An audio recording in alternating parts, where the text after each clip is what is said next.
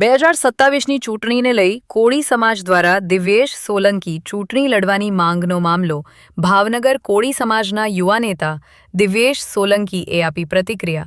અમારા માટે સમાજ મહત્વનો છે।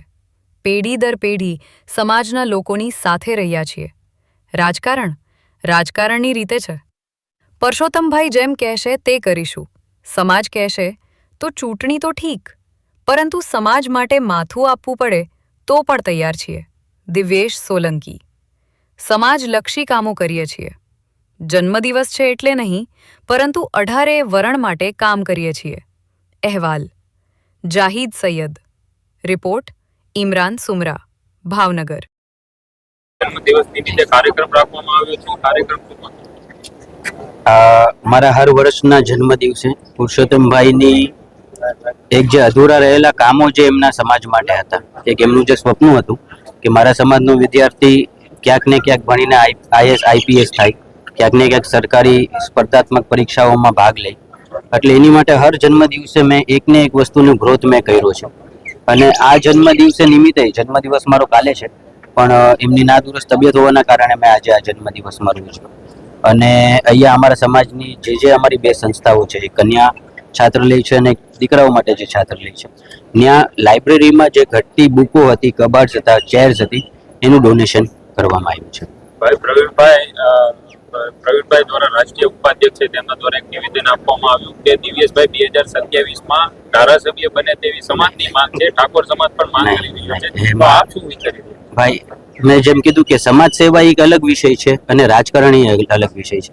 રાજકારણ જ્યારે થશે 2027ની વાત, જ્યારે સમાજ અને પુરુષોત્તમભાઈ સોલંકી જે નિર્ણય લેશે, પણ આ એક સમાજ ભાવના સ્વરૂપે કે હું મારા સમાજનો દીકરો છું ને હું મારા સમાજ માટે શું કરી શકું એમ છું।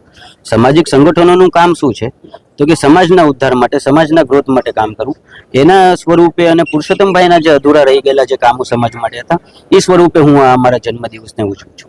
જો સમાજ કહે છે તો દિવ્યેશભાઈ લડશે ખરી? એ ભવિષ્યની વાત, જેમ મેં આપને કીધું કે આજે આ એક સામાજિક કાર્યક્રમ છે, હું સમાજ માટે કંઈક કરું છું, અને રાજકારણ અને સમાજ સેવા એ બે વિષયો મારી માટે અલગ છે। સમાજ છે એ સૌ પ્રથમ પહેલા છે, સમાજ પછી આગળ જે કરે એ મહત્વનું છે। સમાજ જે નિર્ણય લે અને પુરુષોત્તમભાઈ જે આજ્ઞા દે। આગામી દિવસોમાં 2027ની ચૂંટણીમાં દિવ્યેશભાઈ ચૂંટણી લડશે તેવી લાગણી છે?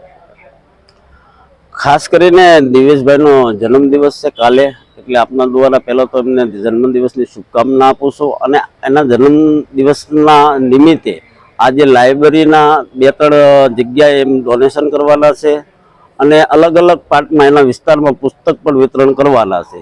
તો દિવ્યેશભાઈની જે શિક્ષણ પ્રત્યે લાગણી છે, જે સમાજની મૂળભૂત સમસ્યા છે કે શિક્ષિત થવો પડે મારો સમાજ, એ દિશામાં આગળ વધી રહ્યા છે। પછી સમૂહ લગ્ન હોય કે બીજી કોઈ પણ મેટર હોય, હંમેશા મોખરે દિવ્યેશભાઈ રહેશે આગળ। એટલે યુવા જે કોળી સમાજ છે, યુવા કોળી સમાજ હોય કે ઠાકોર સમાજ, આ બધા યુવાનોની માંગ છે કે 27માં દિવ્યેશભાઈ ચૂંટણી લડવા પડે। આ અમે મન બનાવી ચૂક્યા છું કે દિવ્યેશભાઈને 27માં ફાઇનલ અમે ઇલેક્શન લડાવીશું।